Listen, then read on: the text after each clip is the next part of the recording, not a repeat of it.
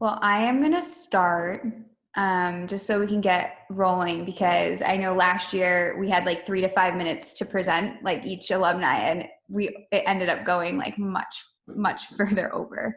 Um, so hello, Watertown High School students that are logged on. I'm also recording this so that Belle and teachers, if you guys want to send it out after for people to watch, you can. That way they don't technically have to be logged on to the live version. So for those who don't know me, I'm Colleen Murphy. I went to Watertown High School. I graduated in 2009, and I do all things town. And just like for a quick backstory, it was started as a passion project I did after I graduated. I really wanted to use my design skills, my experience in tech, to create a tool that kind of brought people together in a way from your roots, and like kind of opened up a new door or a new window for you to see outside of Watertown's little bubble.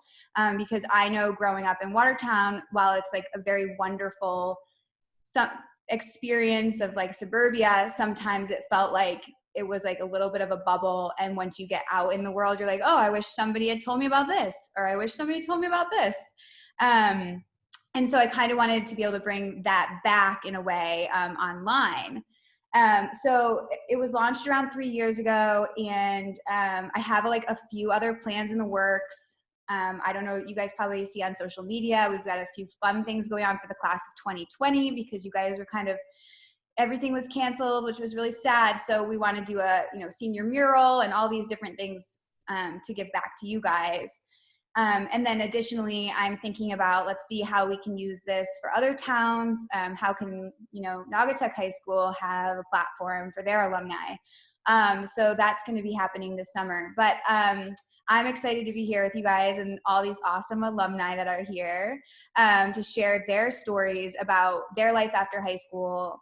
I think we all have a story that's important and that is insightful regardless. And we all can give you some sort of insight to life after high school and decisions we've made that maybe we wish we didn't, or things we learned that we wish we had known before. And so, yeah, the way it's going to go is a few alumni have participated on this panel before, which is awesome. But I'm going to switch it up a little bit this year where we're going to have an alumni present their story, and then we can open it up to questions. If you have specific questions to alumni, you can chat it, or you can just speak up, unmute your mic and ask the question. And then at the end, we'll do just one big Q&A if you have any general questions. And I'll ask a few questions then too for you guys to answer. So I'm going to kick it off and send it to Rick, who I want to call Ricky so bad, but it is Rick. And so Rick is gonna share his story. You're in Chicago right now, right? Yep, live in Chicago. Cool, awesome. So we're gonna kick it over to Chicago, which I love saying, and then from there we'll do some question and answers. Awesome. So I'm Rick. I graduated in 2009. So the big addition and all the updates in the high school, which are not new anymore, all happened during the time we were there. All the dust and dirt, that was fun. So 3 months after I graduated, I moved to Chicago. I went to film school out here. I had always had a passion to study directing and just anything film. Out here, I met my now husband, Raphael. In school, though, I realized halfway through that directing may have been a passion of mine, but for me, it was really hard to be creative when I had to and when I was being forced to be creative, right? So I realized that the most fun thing for me to do and what was most interesting was the producing side of things, which was business and money management and seeing a project through from start to finish. So while I was in school, I got hired for my first project that I was actually leading. It was a nationally distributed was almost like a commercial, but like a training video for a salon. That was amazing. And the salon ended up hiring me. So I did not see that coming. And I worked at the salon, totally different than what I went to school for. Ended up managing a bunch of people out there. It was super cool, but we got bored. And we moved to New York. So I know that was a big jump. So we went to New York City. It had been a dream of ours for a while. We ended up living there for 2 years. So in New York, I worked for an acting studio in the entertainment industry. We developed kits for Disney, Nick, Netflix, HBO, Fox. It was awesome. I got to work with agents and managers and casting directors and producers. Saw it was exactly what I wanted, the business side of things and the back end of the industry. It's really cool. The problem with that is my boss was absolutely insane. She was, I don't know, I know people on the panel probably know Devil Wears Prada. Um, she was basically that. She threw her phone at me one time. I mean, it was horrendous, right? And I knew this is not where I was going to be happy. So we did some really cool stuff in New York. We got married in Central Park. Um, Honestly, we were over New York too, so we moved right on back to Chicago. Uh, and Here I started working at one of the big four consulting firms, McKinsey and Company. So McKinsey is, we're a global management consulting firm. So we work with all the Fortune 500 companies, governments. I mean, it's a lot of like helping, CEOs and higher ups like manage their own businesses, and we take care of acquisitions and mergers. And I personally am in retail, consumer, and then also automotive, which is weird. I don't even have a car. I am in public sector stuff as well. And I love it. So a lot of people confuse what I do. I'm an EA, and a lot of people confuse that with like an administrative assistant or like a secretary. It's absolutely not what I do. It's more on the project management base. So we're managing the teams on the ground, managing huge accounts, and seeing them from start to finish. And it's awesome. It's super rewarding. I really like it, and it's definitely not where I want to stay. So it's just going to be an upward trajectory from here. But yeah, I'm happy to answer any questions on the business side of things, and if people want to get into consulting. I didn't even know that existed when I was in high school. Don't know if I would have done it now. I mean, they travel like 8 times a week. Like they'll be on like 2 flights and maybe another flight in between. Be in St. Louis one morning and then in Florida the next, somewhere, Miami or something. Not what I want to do. But happy to answer any questions on that. Can you explain what consulting is for those? Because like you said, like I don't think I knew what consulting was till I was like 21. Like, Yeah. Can you explain a little bit about that? Sure.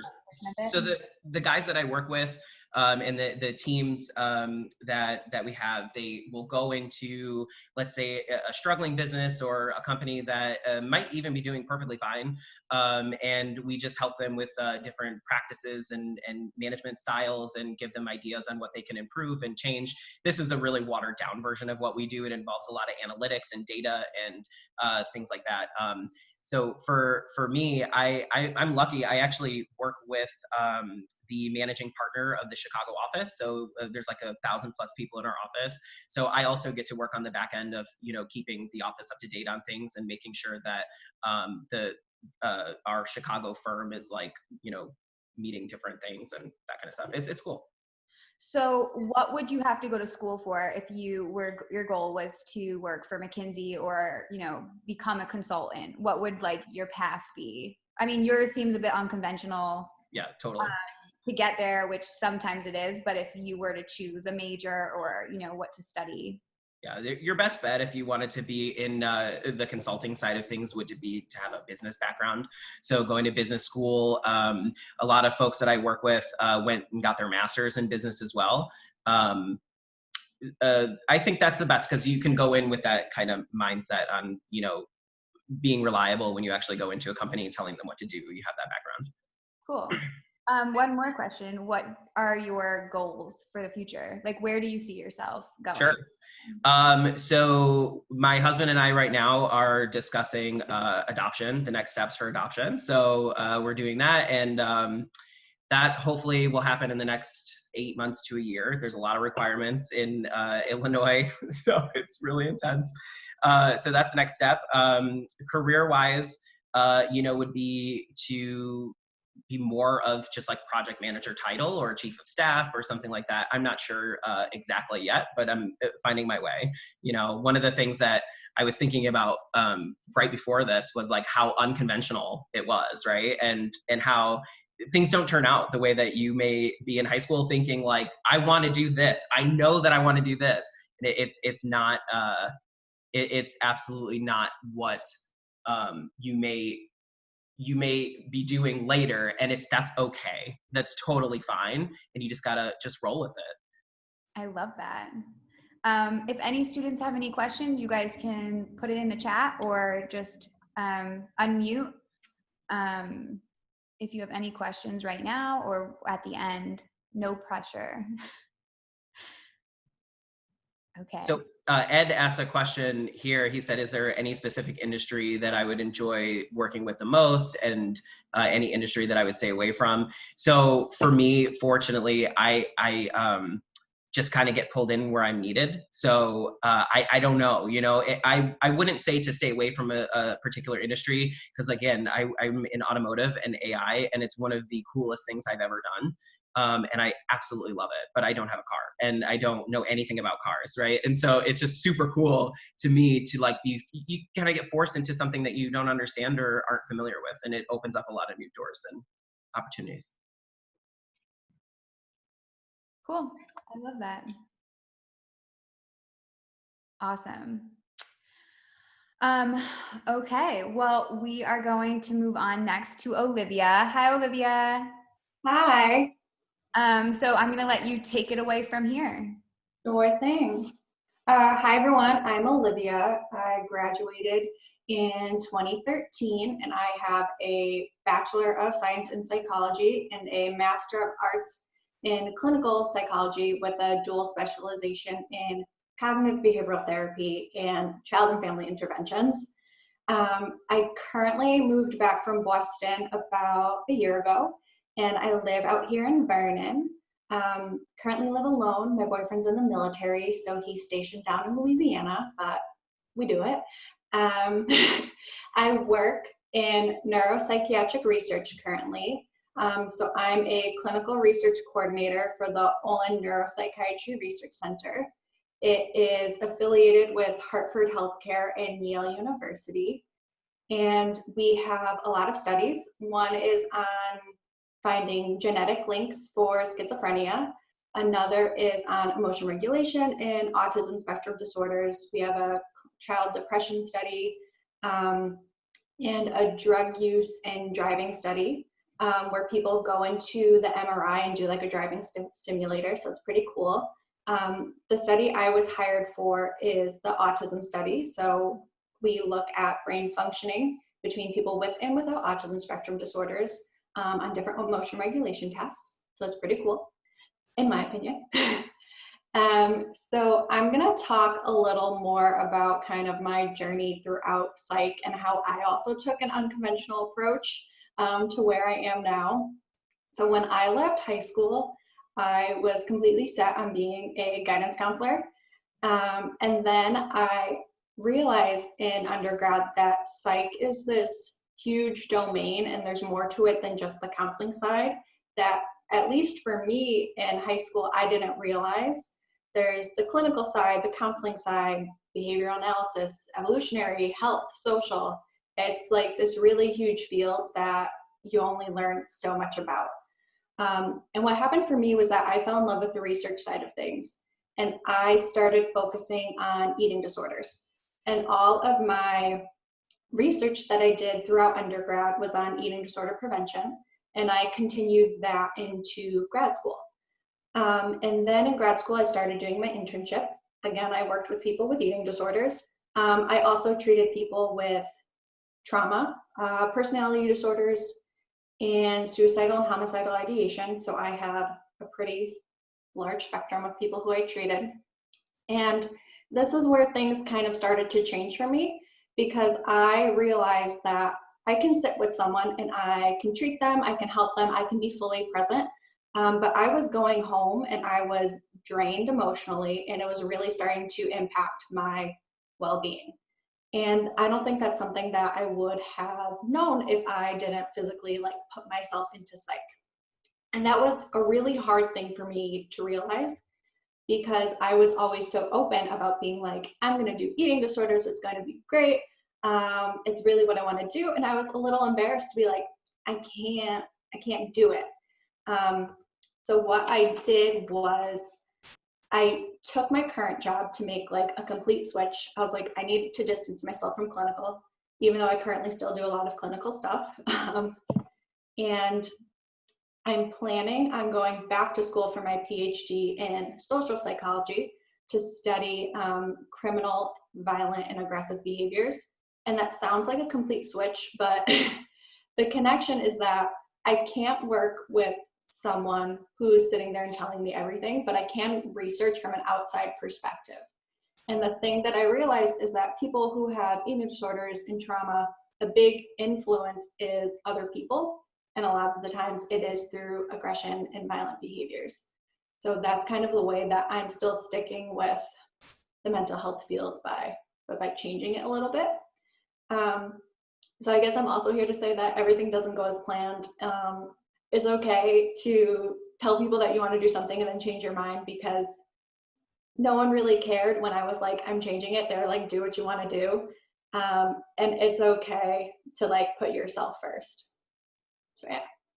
Awesome. Yeah, I feel like they're in everyone's mind, it's like, oh my God, people are gonna care so much. And then actually it's like we're just overthinking it. Yeah, absolutely.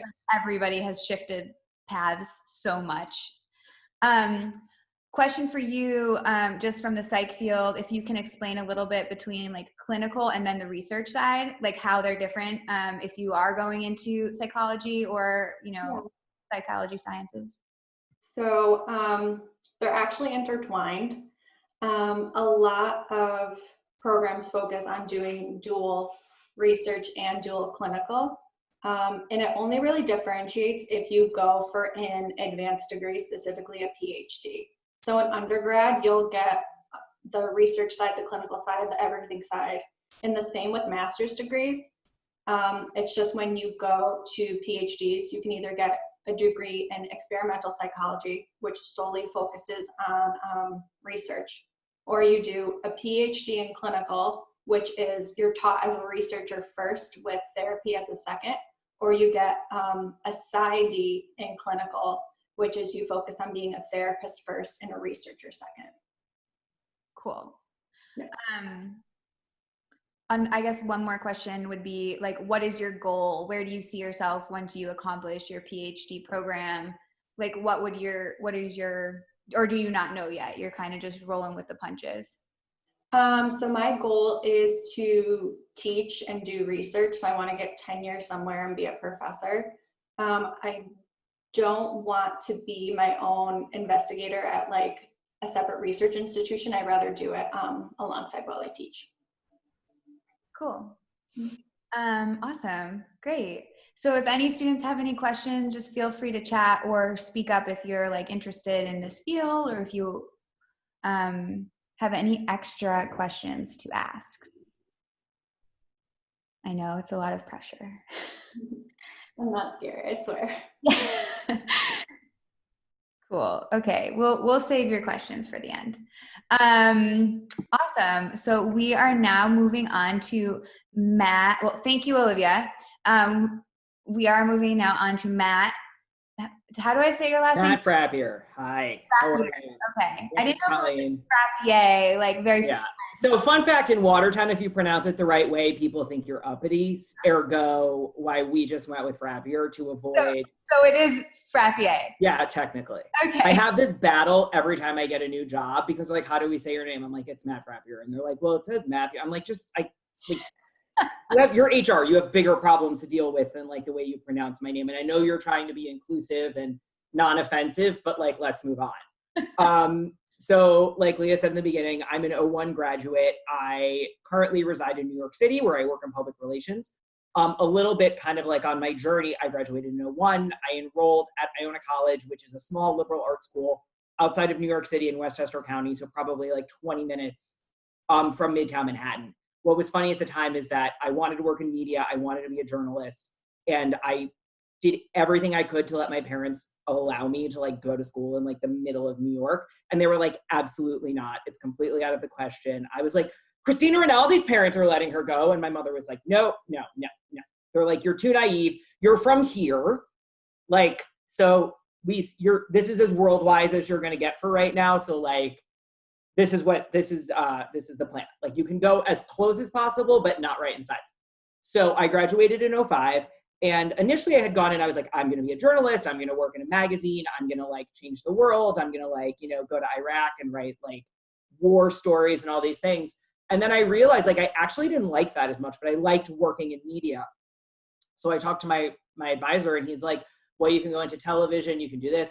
And like PR kind of like struck a chord. So I started interning in 04 and have worked in agency ever since. And my kind of remit has always been consumer and lifestyle and hospitality and those things. But I've had the opportunity to work at both like really large national companies like Edelman, which is a big 5 PR firm that's based out of Chicago, in New York, and also an office of 8 people. Much to Rick's point, like I did have a couple of those like Devil Wears Prada experiences, only instead of getting a phone thrown at me, it was a 3-ring binder. Fun fact. So first rule, always learn how to spot the crazy. But, I've had the opportunity to do a number of really amazing kind of product launches and work with clients that include like Dove, Suave, the Empire State Building, British Airways, Heineken, Virgin Atlantic, Porsche, BMW, Smile Direct Club. Who else am I working with right now? Like it just keeps going, Beachbody, and really work with their management and with their teams to get the word out there and get them in the media and, kind of develop earned coverage. And what's funny is that as I've kind of grown up in this business, I've seen it completely shift and evolve. Because when I started, they were like, you're going to get print, you're going to get print, you're going to get print, New York Times, A1 above the fold, and you would be on the phone all day. Now you're lucky if you can get a text message back from someone and you're fighting to get coverage that's going to go to the top of a Facebook feed. Where when I started working, Facebook was like a thing that college students had, and like you could poke someone and that was advanced as it was. That was it. But, I love what I do, and I have kind of carved out a niche for myself where I specifically work in media relations and brand strategy. So when we first sign a client or when we take over something, I go in and I figure out kind of what their narrative is and what their story is and how we're going to tell it, right? So you kind of pull it apart and you look at all the various kind of ideas and tent poles and moments and things. And now I've just spoken in a lot of marketing jargon that I actually hate. And build out a complete kind of year-long narrative for them. And of course, like that's always going to get hijacked by anything you can possibly imagine. I was with the CEO of British Airways once sitting in the green room at CNBC and Michael Jackson died. And they're like, sorry, you're canceled. I was like, for Michael Jackson? Like literally for Michael Jackson? And now like navigating COVID and trying to cut through the clutter of the news every day is something that we struggle with on a daily basis because I'm in a business that's technically considered superfluous, but necessary. So people are like, how are we going to do this? How are we going to do this? How are we going to do this? And it's really about looking at how you can be impactful and kind of cut through. Awesome. So that's, I have a few questions. I love always learn to spot the crazy. That's amazing. Yeah. Great pull quote. I wonder if you can explain like a project, what would an example project that you work on be? Like, how does it fit into marketing plus the PR of getting okay, totally. So when I worked at Edelman and I was there probably 9 total years of my career, 2 stints, we worked a lot with Unilever, which is a large global company that owns food and healthcare products. And I was in charge of doing all of the brand strategy for the personal care portfolio. So Dove, Doveman, Suave, Axe, Tresemme, Vaseline, and then 2 new brands that we brought to market. So what we would do is sit down with every company has like a brand manager, a brand director, a marketing person, and then they would give you kind of what their kind of remit was for the year, right? So when I worked on Dove, it was the 2.0 version of the campaign for Real Beauty. And we did it with Shonda Rhimes. So we sat down and we said, with the creative agency, how are you going to create this content? And then the PR department, the PR team was like, all right, great. This is how we're going to spin it so we can push the content out. And then earned media, or not, excuse me, not earned media, paid media was like, great. This is where we're going to buy ads so that it aligns with the strategy that paid is, or that earned is doing. And then social is like, great. Now that you've figured all this out, here's how we're going to put it on like the 5 social channels that we work with. And collectively, you have something called an IAT, which is an integrated agency team. And you all kind of sit there like the Hunger Games and yell and scream about whose idea is the best. And like collectively come up with these like really impactful ideas. Awesome. From the PR side, Yes. are you guys pushing stories out that's like an interesting segment on a news, like on the news, like pushing that to the news, pushing it to, Yes. so it's like a marketing news segment that's interesting because it's something that you've created, like. So like it's everything. It's a product launch. It can be an initiative. You know, I work with, right now I'm working with Smile Direct Club, and they actually transitioned all of their facilities from making alignment products to making PPE. So we were like, great, we have to get this out. People need PPE. So that becomes like an immediate release that goes out to the news, and it goes to print. I'm gonna use quotes because like we still call it that, even though it's not really print anymore. It goes to print, it goes to online, and then it goes to broadcast. And then what you'll do is like, so for example, I was on the phone with someone from CNBC, and I said, I have someone who can talk about the creation of PPE and how they're converting their facilities to doing that. They say, great, when can we book them? They send a Zoom link, they go on the news, my client's happy. Awesome. Great. If any students have any questions, please feel free to chat or speak up. I definitely am saving some questions about Spot the Crazy for both of you, like at the end. Devil Wears Prada. Like I think we're going to need to hear at least. There's like, a lot of it. And I've like, yeah, I there's love a lot. Something. I just have to add one thing. The day that Michael Jackson died, that's actually the day that we all graduated. So we definitely felt the overshadow, so we can relate. Like that It was also the day that Farrah Fawcett died, because then I got back to the office and I was like, nothing else is going to go wrong. They're like, Farrah Fawcett's dead. I was like, for the love. Like, it's so funny that you're like all about to graduate, and soon everyone's like, Michael Jackson died. We were all in line like to graduate from high school. It's wild. Wild day, June 25th, 2009. I'll always remember. So, okay, cool. Thank you so much for that. You're welcome. I actually don't think I'm gonna go to Chris, because I don't know if Arcely is on. So let's go to Chris. All right. I don't know how I'm going to follow that up.